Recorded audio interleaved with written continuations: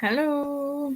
So today was our first coaching session with the group who were wanted to change their life in 365 days. And I'm gonna tell you what you have missed. Um, First, we talk about their career. What are they doing now, and where do they see themselves later? Where do they want to retire from? And in between there is a gap always, of course. And I was trying to explain the people one. This was a group coaching, but I ask everyone separately. At least we get to know each other, and then how can they have a better career, and what do, so how do they can reach that place where they want to retire. And surprisingly, a lot of people didn't even know what they want to do.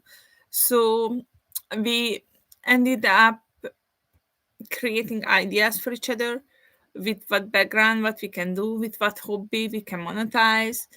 um, it was fun. It was way more than 1 hour what we originally planned for. It was like went on and on and on, and then we just, oh, but the time is running out. No, Zoom has a limit, and then it came like, oh, we're gonna get kicked out from Zoom. So it was fun. Now we know each other very well. We know which person where they see themselves when they are old. Someone doesn't want to retire, and someone to retire earlier want to have assets to just live off and travel, and some just get new ideas. Then we talk about what we want for our children, how we want to educate them. Uh, it was also eye-opening, because the thing what I was trying to tell everyone, the children will decide themselves. But everyone have this little idea that they want their children to have one specific profession for the children to be happy in life. Some people had the idea that they have to start teaching them. And I was just telling, I think it's the most important is the mindset, to teach the right mindset for the children. Then they will learn everything they need. Because, for example, my daughter now, 3-year-old, want to bake cakes, and that's how she stays. She want to drive this big building machine, this digger, which has a digger in front and a digger in back. That's what she likes. I don't know why that, but that's what she likes. And she want to drive this, and she thinks there will be a lunch break, which I tell her, yes, that's true. There will be a lunch break. And in that lunch break, she want to bake cakes and decorate the cakes. And I ask her, this is lunch break is usually half an hour. How do you gonna manage time to decorate a cake? And she said, okay. And then she baked it at home, bring it there, and then decorate it there. And then it's just, you can see how the children minds are unlimited. So we should think about it like, um, also unlimitedly. And it was interesting because some people bring their children to the meeting in that part where we were speaking about the children education.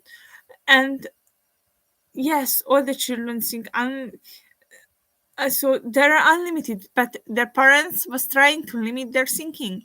And then I tell the parents, but you shouldn't. You should open your mind up for possibilities. And now the children tell us, oh, they want to do this and that.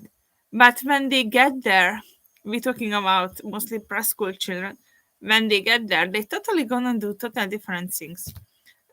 I wanted to work in the Formula One for like 10 years, 15 years, all primary school and high school. And in the end, what I'm working, I'm a translator, worked as a translator. And now I'm teaching people and also translating because I just like languages. So it's totally different what we do. And I even studied engineering and still doesn't work like that. Work with words because that was my hobby and that's what I like. Other thing, maybe I don't know.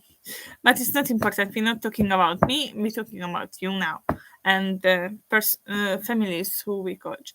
And we were talking about food, how a lot of people had issues as this and that food they doesn't like, and then we agreed there is food that the people don't like, and I was suggesting that we say for our children there is free food you don't like, because and we say there is food we don't like for example me, I would not eat beans and chili beans. I just don't like it. And fish which have these bones in it, I just don't like it, so I don't eat it. And I don't eat hot food also. So that's the free food I don't eat.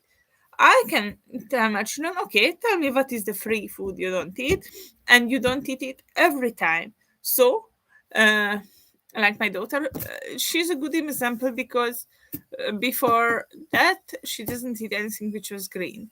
Now she just doesn't eat the green peas. Sometimes she does, but most of the time no.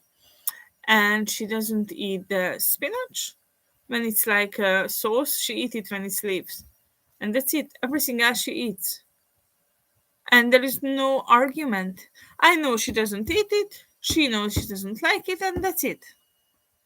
The little one eats everything because she just likes everything, and we prevent arguments. I don't gonna force her to eat, and then it's just make us happier. Why should I have an argument that I already lost? And this is what I was telling other parents, and then to try to talk about it with your children. What is the things what they don't want to eat? You tell your children what you don't like, because I'm sure there is something you don't like to eat. Also, I don't drink every tea. I'm just not a tea person. I'm a coffee person. So why should I force my children to drink tea? Because everyone else children drink tea, they can drink milk, they can eat water, they can eat juice. Why do they have to drink that what everyone else is drink? So we mostly talked about the mindset. We have to see our children as persons. So this was very eye-opening for a lot of the people. Yes, I do that, but my children I doesn't want to do that. Then why do you do that if you don't want your children to? Of course, you want them to be better.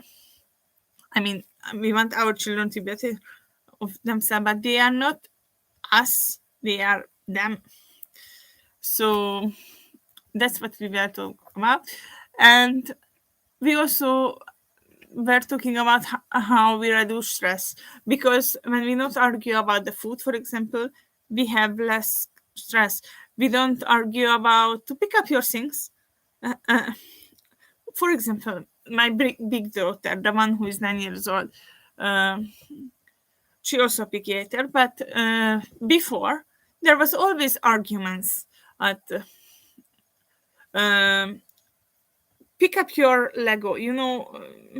Now she's big and she can play with the Lego, and she have a lot of Lego, and it was just argument to pick it up and stand on it, and there was a lot of problems.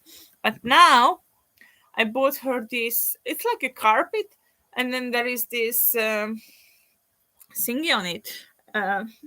I like a rope kind of thing, and then you just pull it, and then it goes out as a carpet. We put the Lego in top the first time we bought it, and then she plays on it, and then I say, okay, it's time to finish playing, come eat lunch.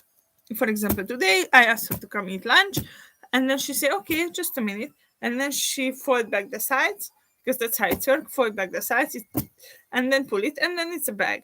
It's like took her 1 minute, and she could play in the sun, because it was cold in her room, so she went to the living room in the sun. It took her 1 minute to put it together. There was no argument. So we can try to find ways which is good for both of us, so she could play and she can tidy up, and we can teach them as also stress in our own life. There is a lot of things which is stressful. I fighting every day with the socks, for example. It also goes into household management. I was fighting because where there is no two of the same socks, they always mix it up. The children doesn't care, so they always mix it up. they exchange their socks because the 3-year-old have the size 26 and the 1-year-old have the size 23, and because she's a boy, he has big feet. And then when I buy it in the shop, it's like almost the same, and then they just always mix it up. Sometimes one half is in one children, the other half is in other children, so it's all chaotic. I'm just fighting all the time. But then I heard about this little thingies. I and then I put them on the socks, and then there is no fighting. They know this is theirs. There are different colors, and then they take it off, and I just have to bring them in the bathroom. Otherwise, they not put it back. But I put them in the bathroom, and I put it back when they finish using the socks, and then I can also hang it up with them. It's goes away the stress. So these little things we can take our stress away. That one we also talk about. We talk about children behavior issues. We went into that a little, but it wasn't so much time about this because we touched it in a little bit in the beginning, and then we went into the career building. It was the call went very long, so we agreed we're gonna talk about children behavior and our behavior later. But a lot of places we just touched it because children copy how we behave, so it was a little bit about that and how to have fun. We always have fun when we are not stressed, so every little things we can make fun. That was also part of the talk. Now next time I also gonna make you this little like wrap up, because then you know what you miss and you might want to join us one day. This group is full, so you cannot join us, sorry about that. But I because it was more people, I can take 12 people into one group, and there was more people who wanted to join. There will be a new one starting February. So until that, you can watch the videos what we talk about and decide if you like it or not. But you're probably gonna like it because so now there is a waiting list. See you later, I think, because that's all we talked about. Bye bye.